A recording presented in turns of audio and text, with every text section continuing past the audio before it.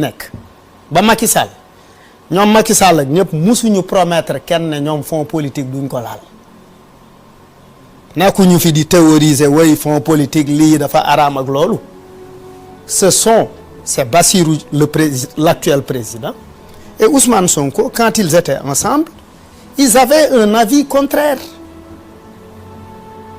Ils ne parlaient pas d'encadrement, ils parlaient de suppression pour l'utiliser à de meilleures fins. Maintenant, le langage est devenu beneen langage la. Il est important que nit ñi rappeler leen ni que yéen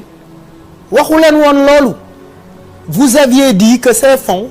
mën na amal njëriñ askan wi ba mu jaral leen sax ngeen ne certaines institutions budgétivores il faut les supprimer. Malak Talla bu fekkente ne bëgg ngaa dégg dëgg mooy que saaraan nga ba dugg mbooy ga léegi nag forcément benn ci ñaar yi moo la tax a saaraan benn xamoo li xew wala boog xam nga li xew mais dama préféré pour manipuler benn bu ci mën di nekk ci ñaar yi am naa sa garab bu fekkente ne xamoo kaay ma xamal la bu fekkente ne xam nga mais dama préféré pour manipuler aussi tamit nag danañ wan askanu Sénégal ne li ngay wax ci dëgg demeewul noonu léegi naa rafet njort ci nekkat yow jéemoo manipuler mais nag ñàkk xam moo tax ngay wax kon nag naa rafet njort considéré la comme ku ñàkk xam bu ko defee ma xamal la ñu jaare ci leneen li ma lay xamal mooy que Ousmane Sonko gis-gisam ci fonds politique mës a changé depuis 2019 parce que lii yaakaar naa 2019 la woon te lii li ci waxoon mooy fonds politique Pape Alé 8 milliards nga jël ko jox ko benn nit ne ko woteel nañ la ko Cour des comptes du la contrôler Conseil d'État du la contrôler OFNAC du la woo su la neexee nga dugal ko ci benn nekk sotti ci pétrole taal ci loo xam ne suñu lempo la ñun ñëpp amoo benn compte boo ciy rànd bu ko defee mu teg léeg-léeg nga dégg militant Guédiawaye ñëw nañ jox na leen 40 millions ci loo xam ne jaaykatu gerte bi day liggéey ba ngoon sonn dem dugg ci boutique bi jënd almet ñu ne ko fay nga impôt 18%. ñu dajale loolu yóbbu ko assemblée jël ci 8 milliards jox Macky Sall mu koy pasar pasari donc fonds politique yooyu dañ ko war a dindi fii parce que fonds politique yi c'est des fonds de corruption politique. gars yi maa leen di fàttaliwaat ne maa ngi àndaat ak garab gu baax gi nga xamante si ne garaboo garab moo ci man parce que garab la goo xamante si ne yow mi néew kàttan ba mun a ànd ak soxna lu yàgg daf lay dimbali parce que garab la goo xamante si ne jamono bi ngay bëgg a jaxasoo ak sa soxna bis boo ko utiliser naan ko. di nga gis ne ci dëgg-dëgg accompagné na la ba nga mën a daw vitesse bu bari te yàgg garab la goo xamante si ne man sañ ma taxaw jël engagement garanté ko ne képp koo utiliser diñ ci gis lu sut sa njort kon nag gaaw leen gaaw contacté ñu ci numéro yi def seen commande fu ngeen mën a nekk ñu livré leen ko te du am benn trace. asalaamaaleykum gars yi asalaamaaleykum la famille asalaamaaleykum tout le monde gars yi maa leen ziare baax di leen béggee di leen jox seen wàccuwaay di leen fàttaliwaat di leen demandé waat ngeen di woy di gën di abonné di aimé waaye tamit nag di dugg ci biir commentaire def bàyyi seen avis gaa yi képp koo xamante si ne gan nga seen bi abonné goo lan ngay xaar abonné wul képp ku abonné ba noppi nag c'est très simple daal di aimé vidéo bi soo paree nga dugg ci biir commentaire bàyyi foofu sa avis c'est très important daf ñuy dimbali baax a baax et merci.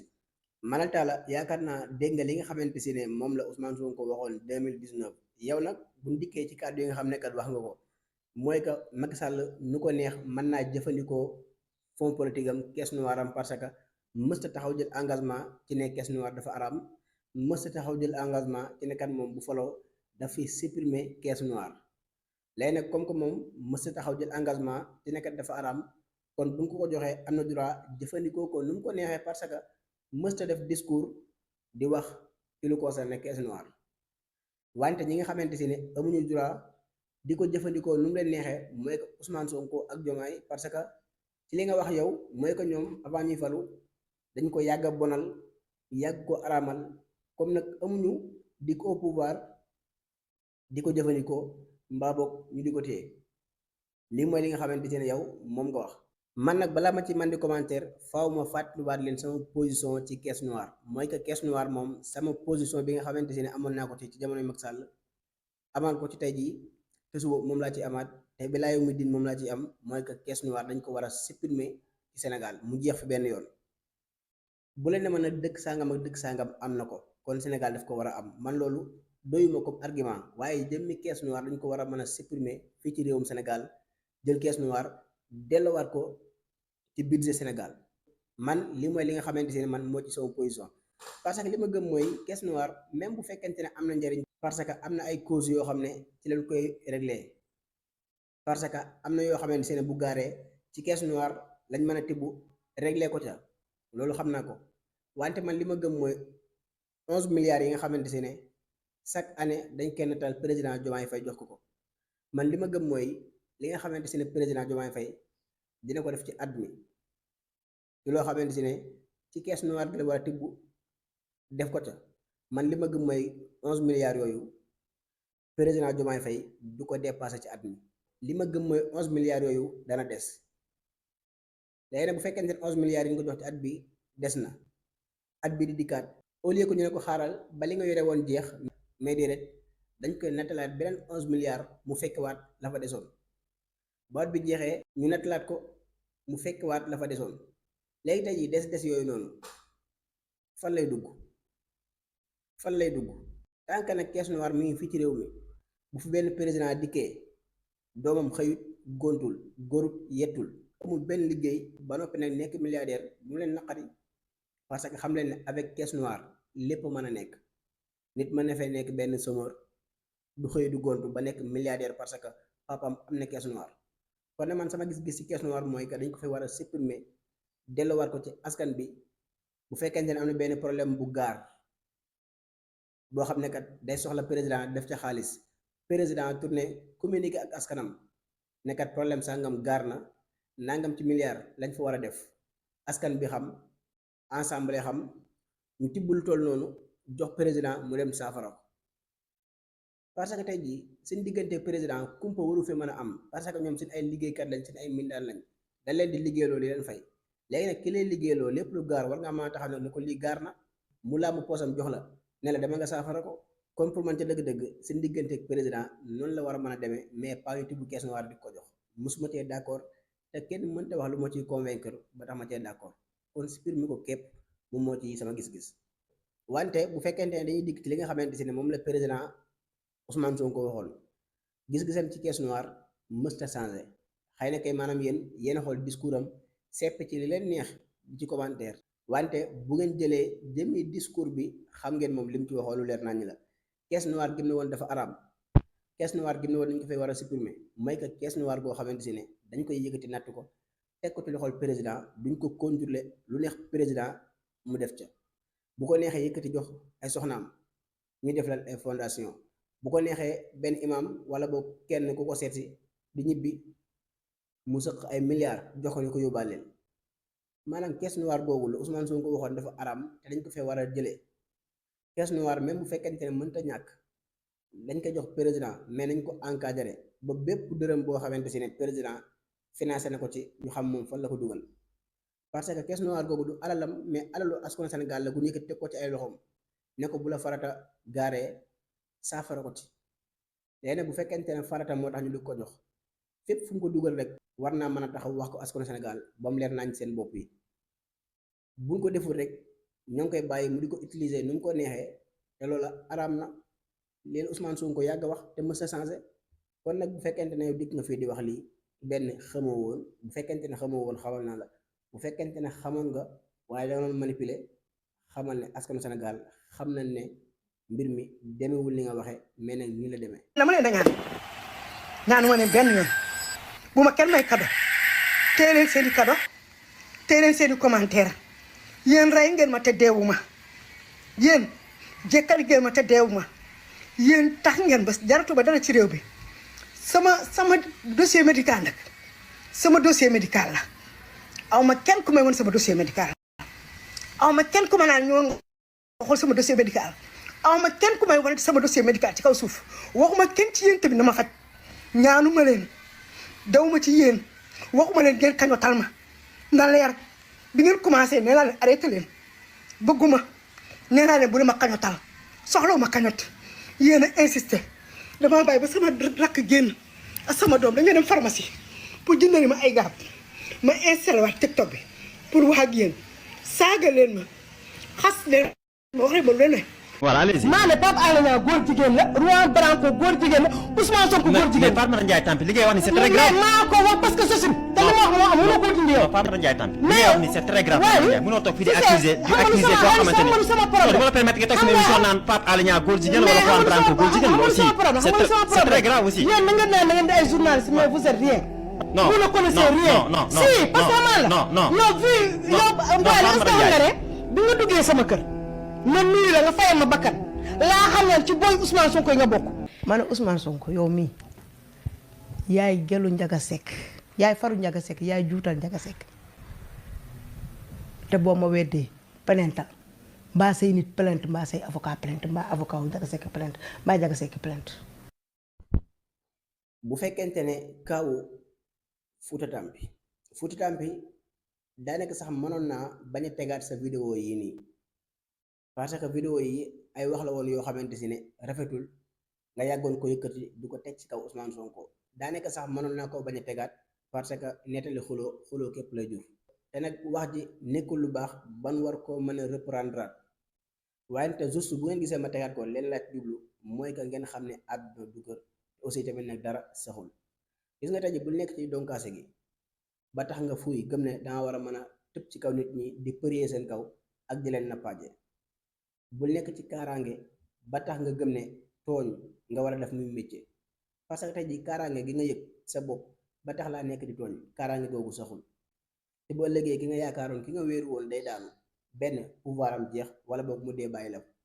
léegi nag bu fekkente ne ba nga wéeroo ci ginnaawam tooñ nga ku nekk saaga nga ku nekk nappaaje nga ku nekk tey ji kooku bu dee bàyyi la fa ña nga doon tooñ ban bët nga leen fas yéene xoole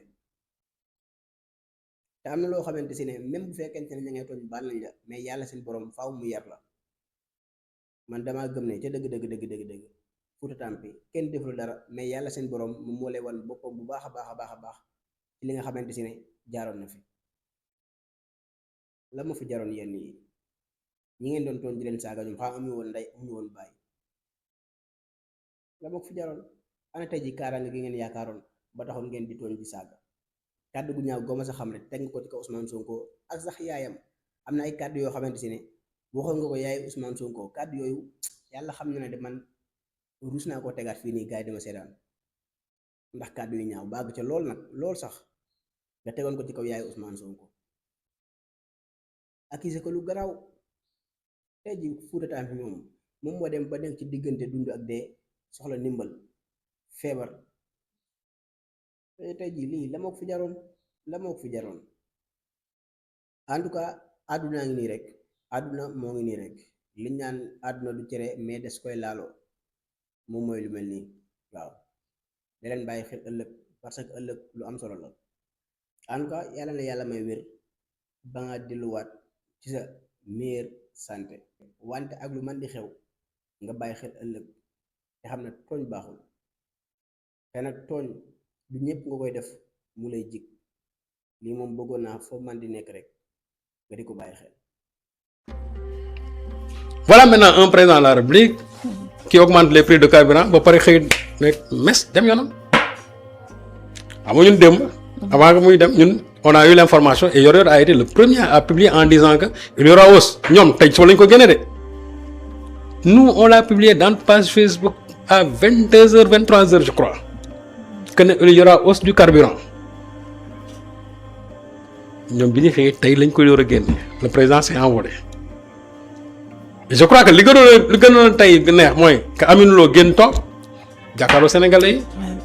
communiquer en disant que réew mi toll na foo xamante ne nii mënuñu ñàkk bañ a yokk carburant bi mais Rama qu'est-ce qui explique cette hausse.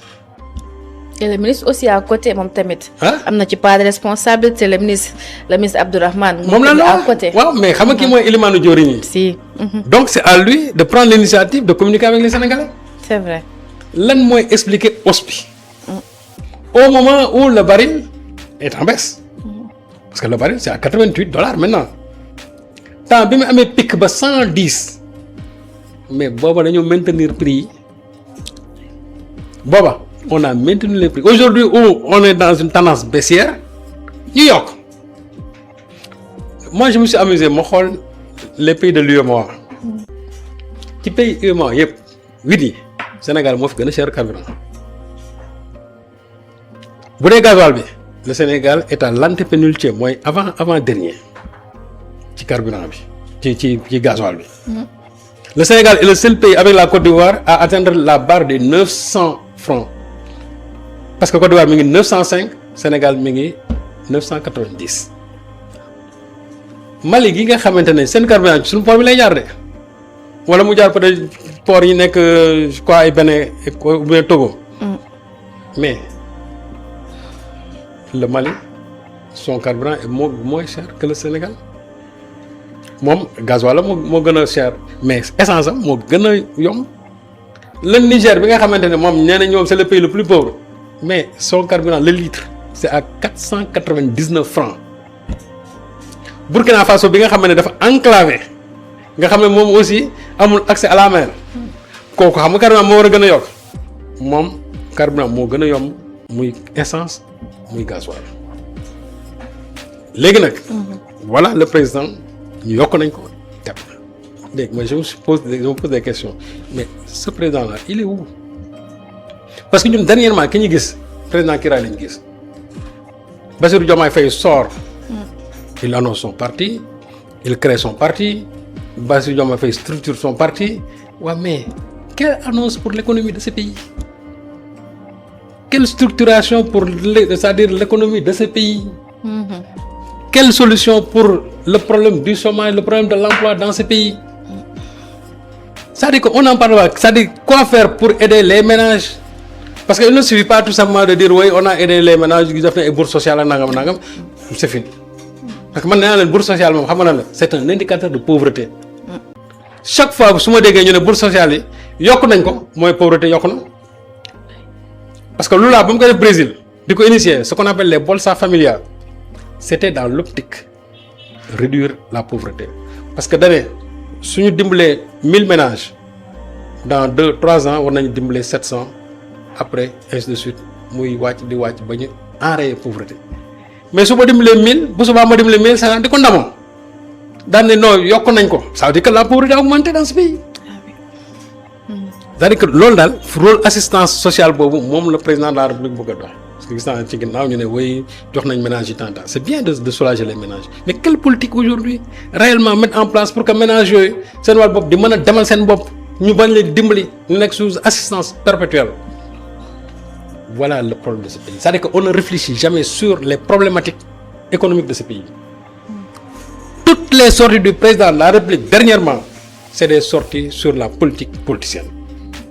Mon dal fi nek liko soxal moy kiray rek. Kiray dal mo nek son obsession, mais l'économie de ce pays, l'emploi de ce pays, le chômage de ce pays, ce n'est pas l'obsession du président de la République. Lool nak man ma japp né lu grave la parce que fiñ tol ni xana de mu nek vraiment lu mënul ñak mais su fekkee vraiment c'est pour des vacances de loisirs président bi jum na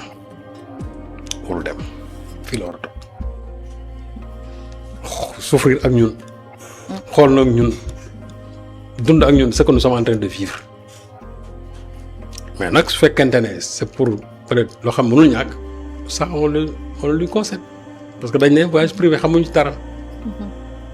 loolu aussi day susciter interrogation bu njiit ne day dem tukki mu doon tukki boo xam ne c'est privé maanaam amul benn sénégalais bu la mën a wax ne lii ak lii moo tax. mooy li ma wax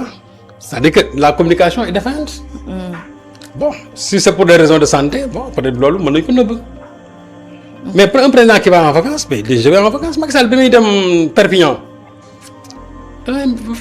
maa ngi dem Perpignan dem sax photo soxnaam ak yëpp wane ko. À l'époque, nous, on avait décrié ça en disant que les Sénégalais, au moment où les gens sont en train de souffrir, toi, tu te prélasses sur les plages de Perpignan avec votre dame. Bon, on ne sait pas trop. Si c'est pour des raisons de santé, je ne le souhaite pas. Bon. Peut-être c'est privé.